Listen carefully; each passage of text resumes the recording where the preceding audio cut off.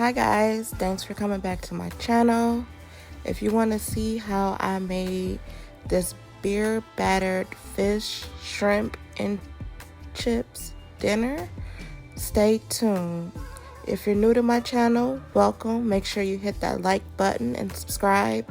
And if you're returning, thanks for coming back for more of my videos. Okay guys, to make this beer battered fish and shrimp, it is so easy. These ingredients you should already have in your cupboard, cabinet, whatever you want to call it. But you see here, I am mixing in 4 tablespoons of cornstarch into 2 cups of flour. Next, add in a half a teaspoon of baking powder. And make sure to give this a really good mix. You want to get all the ingredients evenly mixed together throughout the flour. Now keep in mind, you guys, once you're finished mixing this all together, you want to place this in the freezer if you're not yet ready to use it, because the key to making this come out perfect is for all the ingredients to be ice cold. Alright, so for this I am using cod and I'm using large shrimp. One key thing is to have your fish as dry as possible. I have it on this rack. It was frozen and I unthawed it, so now I'm just trying to get all that excess moisture from it being frozen out of the fish. The shrimp, it doesn't matter so much, but you really want your fish to be as dry as possible. So you see I'm blotting it with a towel. I have it on this rack to try to let air movement beneath it, but if you can get your fish as dry as possible, that would be key to having it cook nice and even, and the batter adhere to the fish better when the fish is dry, and you'll have a crispier texture batter, and that's key. So now we're going to start cutting these little fillets into the nuggets that I want. You'll see I'm going to cut it in smaller pieces so it can have more surface area to fry and cook through. I'm cutting all the pieces so they can be even, an even little square like you see here. Now that little piece of fish that I cut off that I am putting to the side, do not throw that away, and you will see why later on. But for the majority of the fish, you want all the pieces to be about the same thickness and the same width so they can all cook evenly when you do fry them.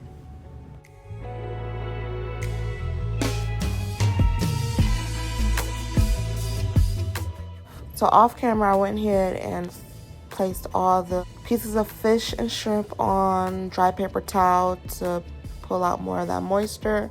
As you can see, they still were pretty moist even though I let them dry out on the rack and blotted them dry earlier.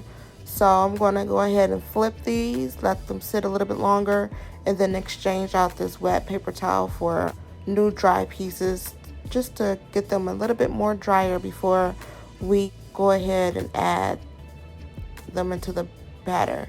So you'll see here I'm placing dry paper towel on top, and then I'm just going to switch everything out. Once I'm done with this, I will be placing the fish in the freezer so everything can stay nice and cold, because once again, that's key. So now in a small bowl, you want to put a few tablespoons of cornstarch. The purpose of the cornstarch is just to dust the fish, so you don't need too much. You can add whatever seasonings you want.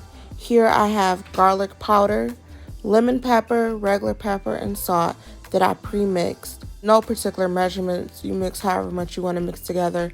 I didn't use the whole thing because I am going to season the batter as well. But you're going to want to mix this through. And you'll see I'm adding more because it just doesn't look like it's enough. You know, I want it to taste good too. So I'm mixing this all together. And the purpose of the cornstarch, again, is just to lightly dust the fish. This is going to help pull more of that moisture out And it's going to allow the beer batter that we're going to make adhere to the fish batter. Okay, you guys? So this is a key step here too. Once you're done with this, we're going to pull the fish out and I'll show you what to do.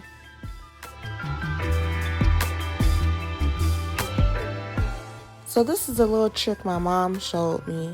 You get a plate and you get some aluminum foil, you crumble it up, so when you place whatever you're going to place on top of it, it still allows air to move around the bottom and the top, and it keeps it dry. So here you're going to see me dust the fish with a little bit of the cornstarch mixture that we have and just sit it on top of this aluminum foil. This way it's not sitting flat on a surface and getting like sticky. This allows air to continuously move around the fish, letting it stay dry because we don't want it to be wet. So I'm going to go ahead and dust each piece of fish and shrimp, and I'll get back to you when I'm all done with that.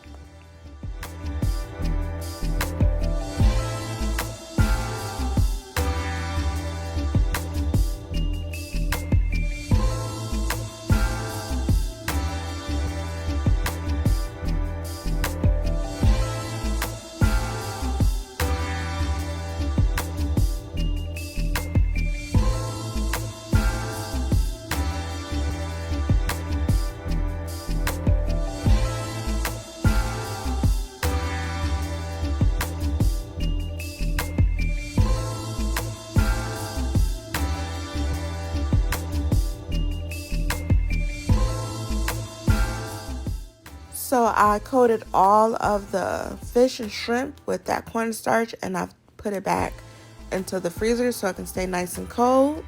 Now I have taken out the flour, cornstarch, and baking powder mix. Now we're going to add the beer to it and mix it all together. So you are going to eyeball this. You're going to keep adding your beer until you get the consistency of pancake batter. You don't want it too thick and you don't want it too thin. The thicker the batter is, the thicker the crust is going to be. The thinner the batter, obviously, the thinner the crust is going to be. So I like my crust or my batter to be pancake batter consistency. Or if you was to dip a spoon into it, it will coat the back of the spoon and not run off clear. The spoon will stay coated. So you will see me just go along and keep adding beer to it until I get the consistency I want.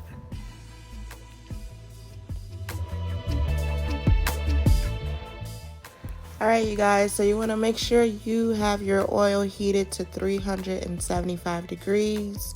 You want to make sure your oil is nice and hot so when you place your shrimp and fish into the oil, it is sizzling just like this. This was actually my test piece to make sure it was the right temperature.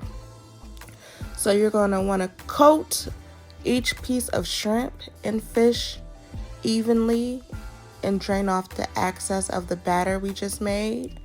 I'm not going to do too much talking from this point, but you will see how I did each batch of fish and shrimp and how they came out nice and golden brown, and I'll touch base with you guys later.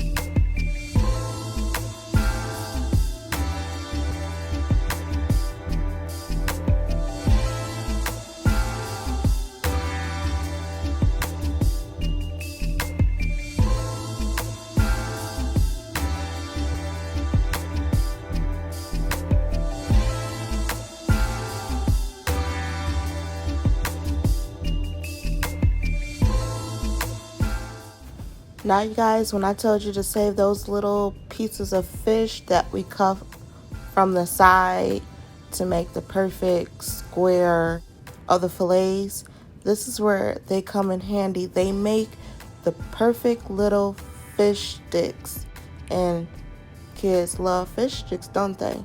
So don't get rid of the scraps. You could still put batter on them and make little fish sticks like I did here.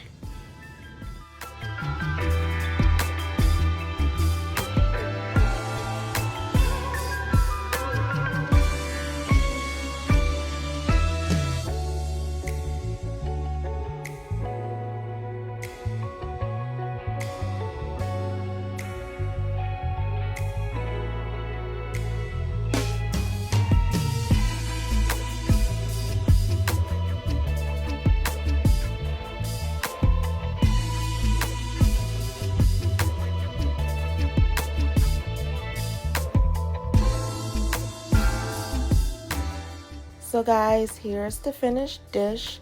When I tell you this was so good, crunchy, and delicious, is to die for. But I want to thank you for watching my video. I want you to hit that like button, subscribe, and hit that notification bell so you can always be notified when I post my next video.